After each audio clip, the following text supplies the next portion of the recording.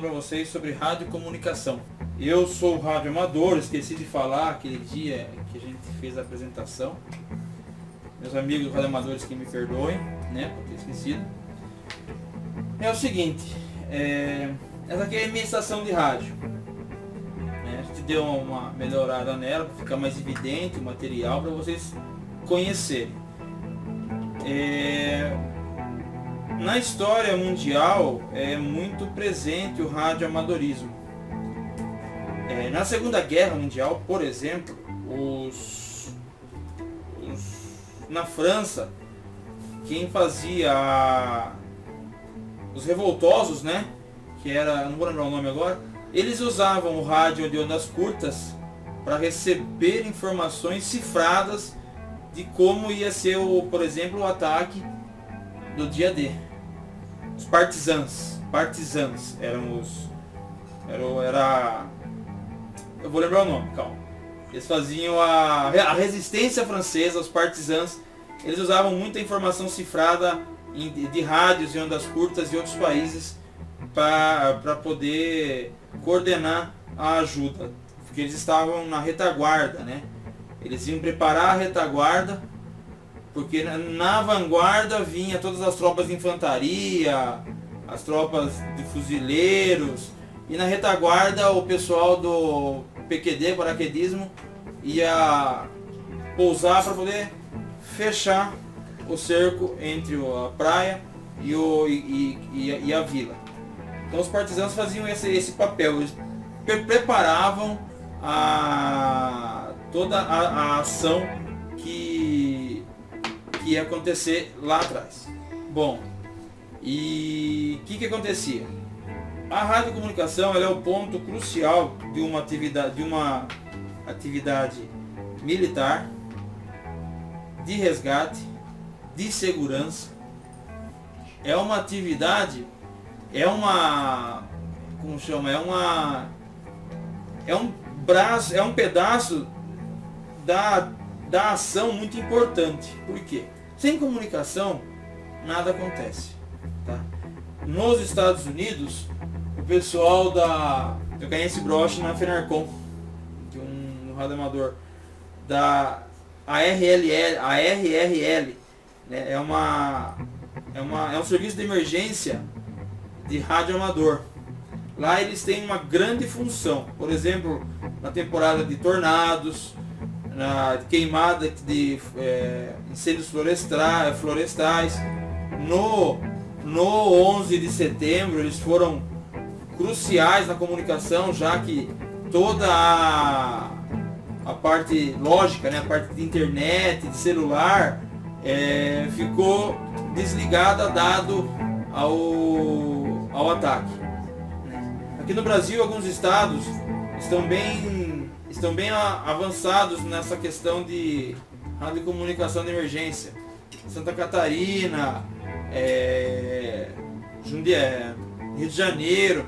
Então o pessoal se prepara mais. Por quê? Porque a demanda de desastres é muito grande.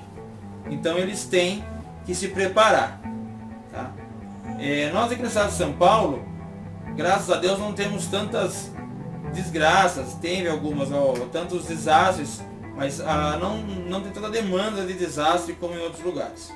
Tá? Bom, o radioamadorismo surgiu há mais ou menos uns 100 anos.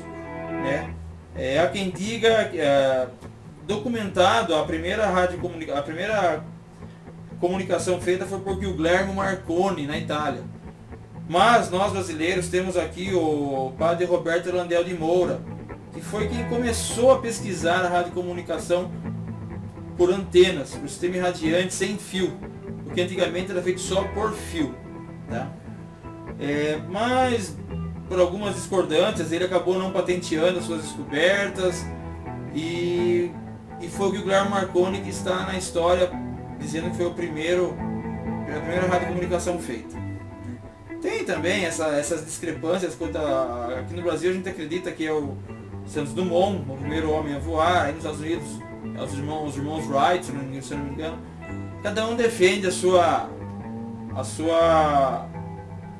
seu orgulho por ter feito alguma coisa. Devemos respeitar os americanos como eles devem respeitar a gente. Tá? Mas eu acredito muito que o padre Roberto Durandel de Moura, um gaúcho, deu o primeiro passo para várias coisas. Quem conhece a história dele sabe que até a televisão ele começou a pesquisar uma coisa que é conhecida hoje como efeito Kirlian, foto Kirlian, né, que é sobre a aura humana. Ele também começou os estudos sobre isso, né, se não me engano foi um russo, esse Kirlian, que acabou difundindo e descobriu e conseguiu fazer essas fotos. Mas a princípio foi um brasileiro, tá, que deu o primeiro pontapé na radiocomunicação. Se formos analisar, a radiocomunicação ela é a base de tudo, né? O próprio celular, a televisão, a radiodifusão, o radioamadorismo. Eu já ouvi em vídeos dizerem, e eu falo, de amador não tem nada. Porque nós, com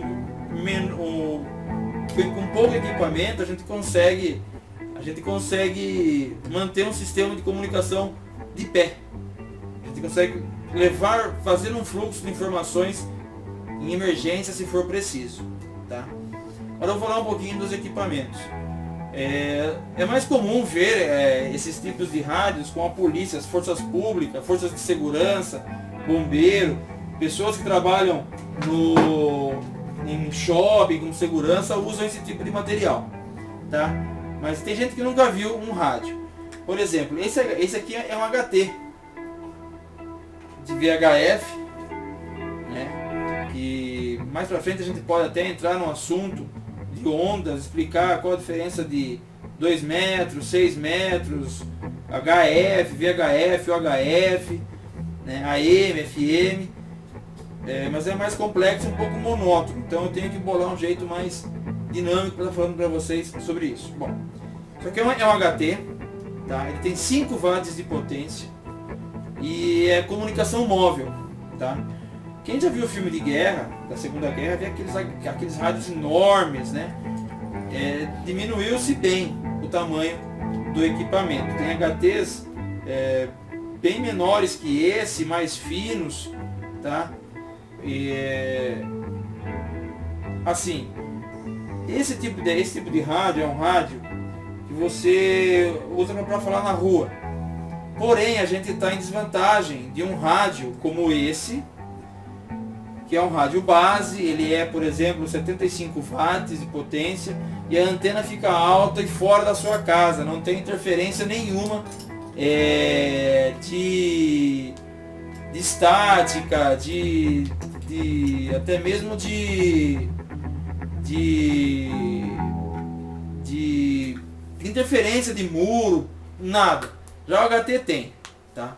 Agora eu vou falar um pouquinho sobre o rádio base para vocês, tá?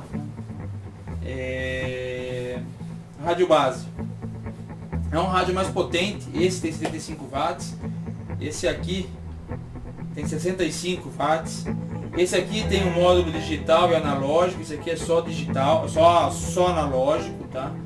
Ele é um rádio que cobre uma distância maior, cobre uma distância mais longa, por ser um rádio com maior potência e usar antena externa. Quem geralmente está de HT, o correto seria usar a repetidora. O que é repetidora? Repetidora é uma estação de rádio que amplifica o sinal e manda mais longe pra gente. Ela aumenta a abrangência do uso da frequência que você tem na repetidora. O certo seria nós usarmos a repetidora só quando estivermos de HT ou com rádio base no carro móvel, que prejudica um pouquinho a nossa comunicação. Fora isso, seria para usar só o direto, que é de ponto a ponto, de rádio para rádio, na comunicação com o rádio base em casa, com a antena externa. Tá? Que nem eu falei, a radiocomunicação é a parte crucial de qualquer operação, seja ela militar, de resgate, humanitária. A comunicação é tudo, né? São duas coisas que determinam a vitória de uma guerra: logística e comunicação. Sem a logística e sem a comunicação, uma guerra não pode ser vencida.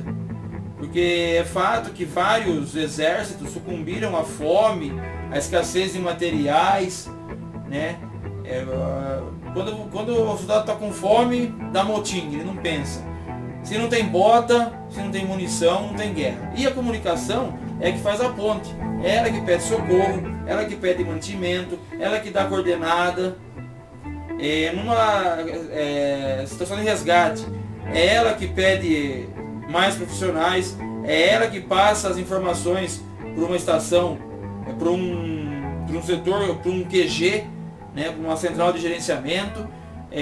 Numa humanitária, é ela também que auxilia a logística, pedindo materiais, pedindo material humano para estar ajudando. Então a comunicação é muito importante, né? Aqui na Tuba nós temos bastante rádio amador. Nós nos reunimos numa salinha toda quarta-feira. E lá tem pessoas com vários perfis. Desde aquela que é prática em fazer a antena, o Ricardo, o Papo Uniforme 2 LDO. Tem o Juliano, que ele manja na parte eletrônica. Tem o João, que é muito calmo para falar no rádio. Tem o Renato, que tem uma experiência legal pra caramba em rádio e em rádio escuta, que não é considerado radioamadorismo, mas eu acho que deveria ser considerado. Porque para você ouvir uma estação bem longe da tua casa, você tem que ter técnica, rádio, antena, você tem que saber, você é um radioamador, né? Então, ele me presenteou com um radinho de ondas curtas. Que o que é usado esse radinho? Ele é feito os Estados Unidos usa para difundir a filosofia americana nos países invadidos, né, ou no qual eles estão intervindo em alguma guerra, né, neles. São radinhos portáteis, pequenininhos. Esse que eu ganhei, ele é dinamômetro, né, você produz energia para ele.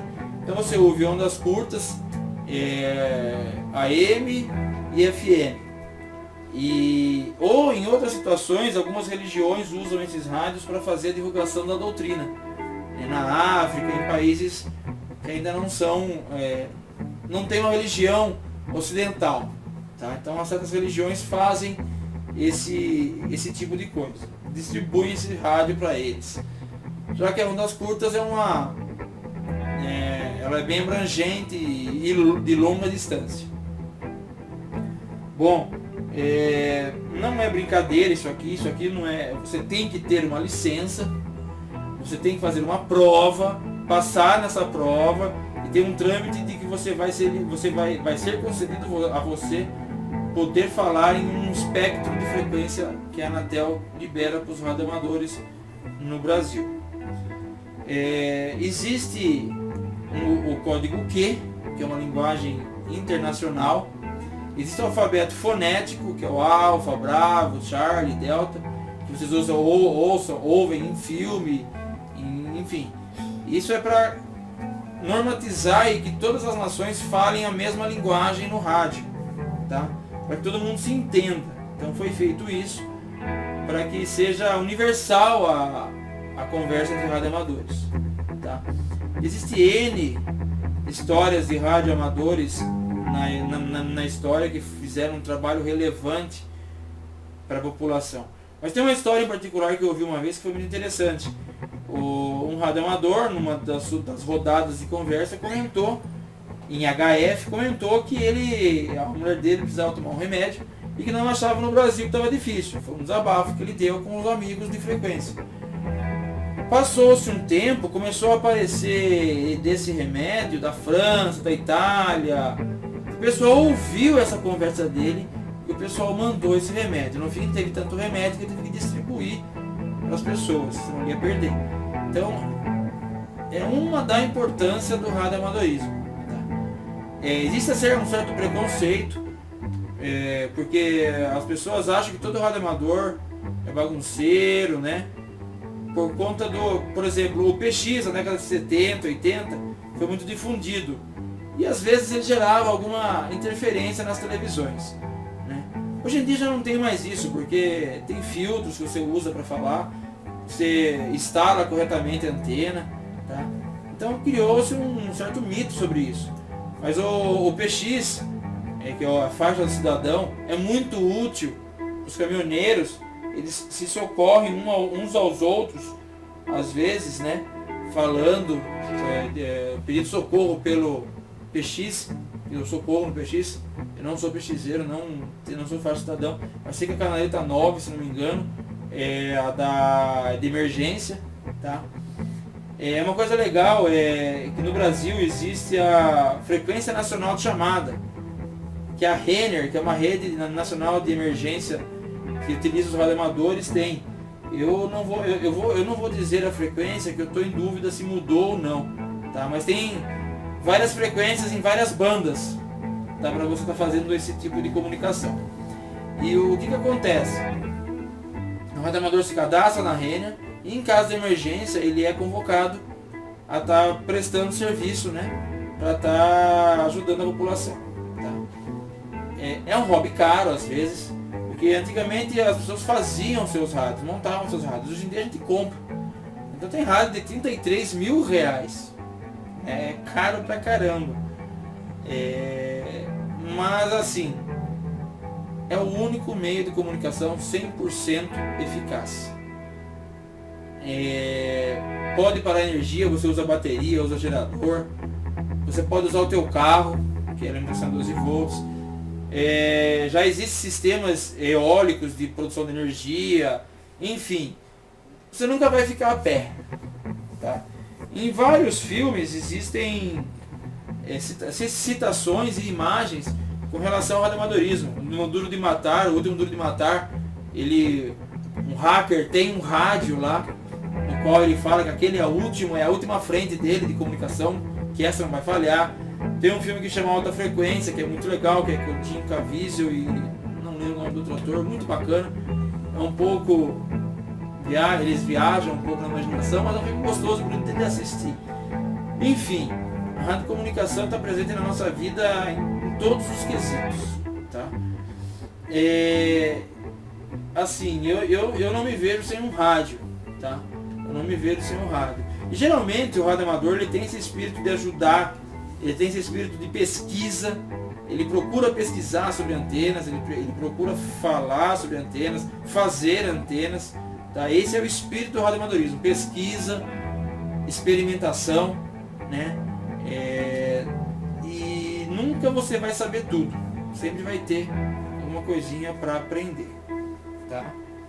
Então fica assim, a dica minha fica assim: procurem saber mais sobre o radioamadorismo na internet, procurem saber qual é a função, qual é a função dele. No próximo vídeo eu vou falar sobre radiocomunicação em emergências, a função dela e alguns preceitos básicos para esse tipo de comunicação, tá? Obrigado pela atenção e eu vou me despedir, de vocês como no rádio.